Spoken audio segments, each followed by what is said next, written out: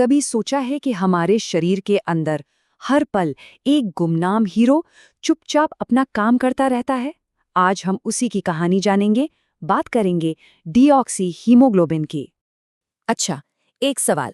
कभी ध्यान दिया है कि हमारी नसों में जो खून दिखता है वो गहरे रंग का होता है, लेकिन कहीं कट जाए तो खून चमकीला लाल निकलता है? ऐसा क्यों? इस सवाल का जवाब सीधे सीधे हमारे आज के हीरो डीऑक्सी हीमोग्लोबिन से जुड़ा है। तो चलिए थोड़ी और गहराई में उतरते हैं। हमारा पहला पड़ाव है गुमनाम डिलीवरी हीरो।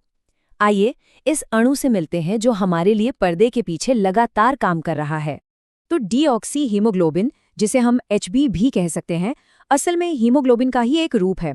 ये वो हीमोग्लोबिन है जो शरीर के टिश्यूज तक ऑक्सीजन की डिलीवरी पूरी कर चुका है।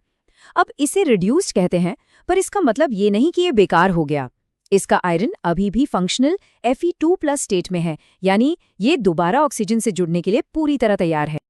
और हाँ, यही वो अणु है जिसकी वजह से नसों के खून का रंग गहरा, थोड़ा बैंगनी लाल सा दिखता है। तो लीजिए, हमारे उस शुरुआती सवाल का आधा जवाब तो यही मिल गया। तो ये मिलता कहाँ है? देखिए, जैसे ही हीमोग्लोबिन अपना ऑक्सीजन टिश्यूज को दे देता है, वो HHB बन जाता है। तो ये आपको मिलेगा हमारी सिस्टमिक कैपिलरीज में, नसों में, दिल के दाहिने हिस्से में, और फिर उन पल्मोनरी धमनियों में जो इससे वापस फेफड़ों तक ले जा रही होती हैं। ठीक है, अब अगले सेक्शन पर आते हैं और समझते हैं कि ये ग्रेट ऑक्सीजन हैंड ऑफ होता कैसे है। ये वो बहुत ही ज़रूरी पल है जब शरीर को वो ऑक्सीजन मिलती है जिसकी उसे ऊर्जा के लिए ज़रूरत है। ये प्रक्रिया अपने आप में बहुत सीधी है। चमकीले लाल रंग का ऑक्सी हीमोग्लोबिन टिश्यूज तक पहुंचता है। वहां वो अपना ऑक्सीजन मॉलिक्यूल रिलीज कर देता है और बस वो गहरे लाल रंग के डीऑक्सी हीमोग्लोबिन में बदल जाता है। लेकिन ये हैंड ऑफ बस ऐसे ही नहीं हो जाता। टिश्यूज का जो लोकल माहौल होता है ना, वो एक चाबी की तरह काम करता है जो हीमोग्लोबिन की पकड़ को ऑक्सीजन पर ढीला कर देता है। ये स्लाइड इस बात को बहुत अच्छे से समझाती है। देखिए, जब शरीर आराम कर रहा होता है तो कार्बन डाइऑक्साइड, तापमान, एसिडिटी सब सामान्य रहता है। लेकिन जब हम एक्सरसाइज करते हैं तो ये तीनों चीजें बढ़ जाती हैं। खासकर ये जो बढ़ी हुई कार्बन डाइऑक्साइड और एसिडिटी है, इसे बोर इफेक्ट कहते हैं। ये हीमोग्लोबिन की ऑक्सीजन को पकड़कर रखने की क्षमता को कम कर देता है, जिससे ज्यादा ऑक्सीजन रिलीज होती है और ज्यादा HHB बनता है। कितना स्मार्ट सिस्टम है। पर रुकिए, इस हीरो की कहानी यहीं खत्म नहीं होती। इसका एक और बहुत जरूरी काम है, शरीर से कार्बन डाइऑक्साइड जैसे मेटाबॉलिक वेस्ट को बाहर निकालने में मदद करना। ये चार्ट बहुत साफ साफ दिखाता है कि खून में कार्बन डाइऑक्साइड कैसे ट्रैवल करता है। देखिए, लगभग 70% तो बाइकार्बोनेट के रूप में जाता है। लेकिन ध्यान दीजिए, करीब 23% सीधे डीऑक्सी हीमोग्लोबिन से जुड़कर ट्रांसपोर्ट होता है। ये ऑक्सीजन ट्रांसपोर्ट से बिल्कुल अलग एक दूसरा काम। मतलब इसकी और भी भूमिकाएं हैं। HB सीधे कार्बन डाइऑक्साइड से अपने प्रोटीन वाले हिस्से यानी ग्लोबिन चेन पर जुड़ता है, आयरन वाले हिस्से पर नहीं। इतना ही नहीं, ये अतिरिक्त हाइड्रोजन आयनों को पकड़कर एक बफर का काम भी करता है, जिससे हमारे शरीर का एसिड बेस बैलेंस बना रहता है। तो ये एक कमाल का सिस्टम है। लेकिन क्या होता है जब ये नाजुक संतुलन बिगड़ जाता है? चलिए अब इसके क्लिनिकल महत्व को समझते हैं। स्क्रीन पर एक नंबर दिख रहा है, 5 ग्राम प्रति डेसीलीटर से ज्यादा। ये है टिपिंग पॉइंट। जब हमारी कैपिलरीज में डीऑक्सी हेमोग्लोबिन का लेवल इस नंबर को पार कर जाता है तो एक कंडीशन होती है जिसे साइनोसिस कहते हैं। इसमें त्वचा और म्यूकस मेम्ब्रेन नीली पड़ जाती हैं।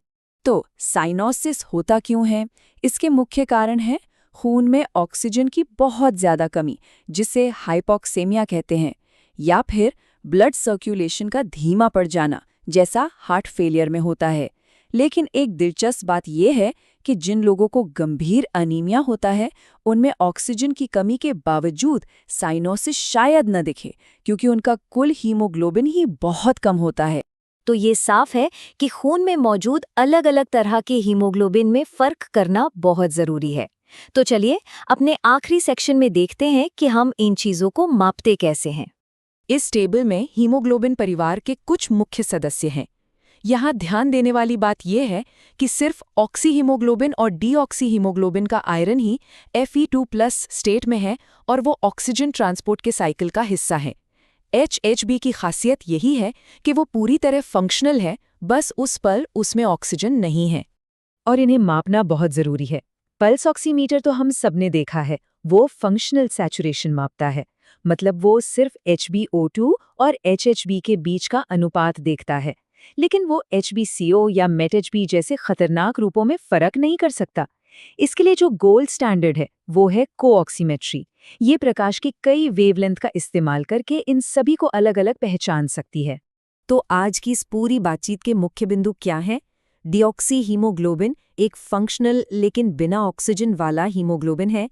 हमारी नसों के खून के गहरे रंग के लिए यही जिम्मेदार है।